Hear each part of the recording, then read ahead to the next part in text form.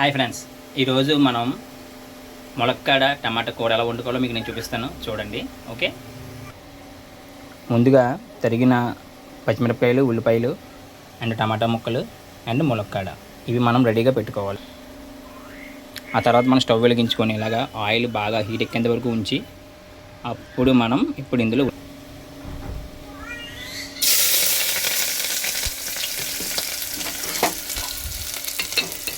ఇలా మనం కొద్దిగా ఉల్లిపాయలు ఎర్రగా వచ్చేంత వరకు ఇలా మనం వేపుకొని ఆ తర్వాత మనం దీంట్లో టమాటా ముక్కలు వేసుకోవాలి. అంతవరకు మనం ఒక 5 minutes ఇలా దీన్ని వేపుకుంటూనే ఉందాం. మీకు తెలిసిపోద్ది కూడా, ఉల్లిపాయలు వేడిగా ఎక్కడం గట్ట మీకు తెలిసిపోతుంది, ఎర్రగా ఇవ్వడం గట్టన ఒక 5 minutes అలా ఉంచుకుంటే అప్పుడు ఈ యొక్క లెవెల్కి వస్తాయి మనకి.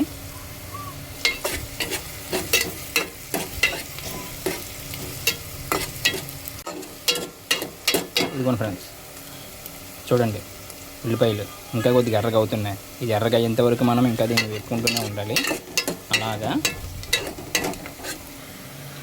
ఏంటంటే ఇవి బాగా మనకి వేడిగా అయిన తర్వాత, వేడిగా కాదు ఇది కొంచెం ఎర్రగా అయిన తర్వాత అప్పుడు మనం అందులో మిగతా వేసుకుందాం. అది కూడా మీకు చూపిస్తాను, చూద్దరు. కానీ కుక్ చేయడం అంటే ఒక ఆర్ట్ అనుకోవాలి. నేను కుకింగ్ అంటే అందరికీ ప్యాషనే. సో నాకు ప్యాషనే, కానీ చాలా రేర్గా చేస్తాను. అప్పుడప్పుడు చేస్తాను, మా మమ్మీ నన్ను చేయమన్నప్పుడే చేస్తాను, ఇప్పుడు చేయను ఇంకా.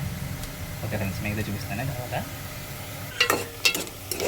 ఇంకా వేగుతుంది కొంచెం ఎక్కాను. ఇదిగో చూస్తున్నారు కదా, ఇంకా కొంచెం వేగాలి ఉల్లిపాయలు. చూసారా ఫ్రెండ్స్, అలా నూనె అంత సొరసొరలాడుతుందో. ఓకే ఫ్రెండ్స్, ఉల్లిపాయలు వేడెక్కినాయి. ఇప్పుడు మనం ముందుగా కట్ చేసుకొని పెట్టుకున్న టమాటా ముక్కలు వేసుకుందాం.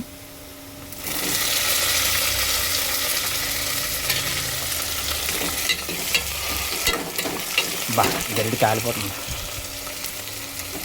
గడ్డి మనకి గట్టిగా అనుకుంటుంది, చూసుకోలేదు.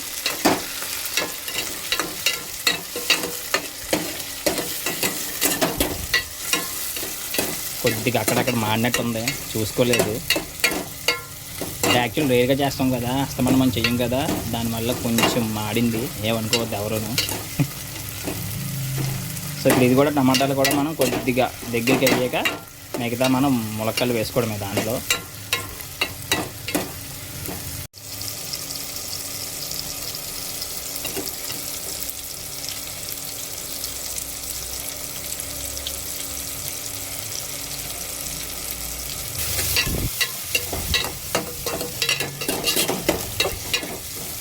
మనం చికెన్ కర్రీలు, మటన్ కర్రీలు అంటే బాగా చేస్తాం, కానీ వెజిటేబుల్ అంటారా, ఈ వెజ్ అనేది మనం అసలు బేగా చేయడం ఫ్రెండ్స్. ఎందుకంటే కనుక మనకి నాన్ వెజ్ అనే మీద ఉన్నంత తీపి మమకారం వీటి మీద కొంచెం తక్కువ ఉంటాయి, తెలిసింది కదా ఎవరికైనా సరే.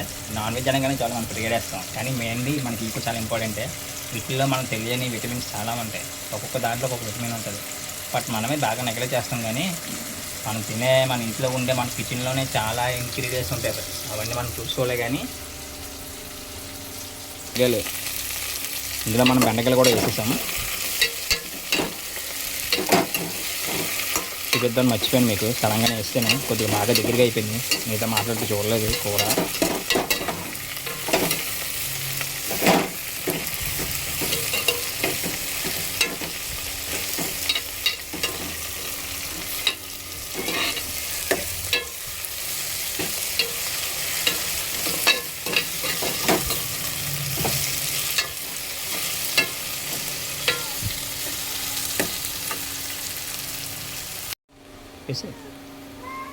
సో ఫ్రెండ్స్, ఇప్పుడు అందులో కారం వేసుకోవాలి. మనం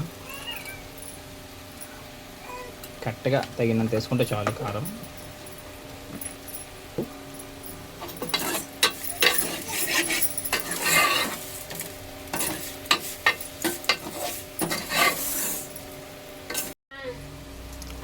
సో ఫ్రెండ్స్, కూర కొంచెం బాగా దగ్గరికి ఎగురుకుంది కాబట్టి మనం ఇప్పుడు ఏంటంటే దాంట్లో ఒక గ్లాస్ వాటర్ మనం దాంట్లో పోసేద్దాం.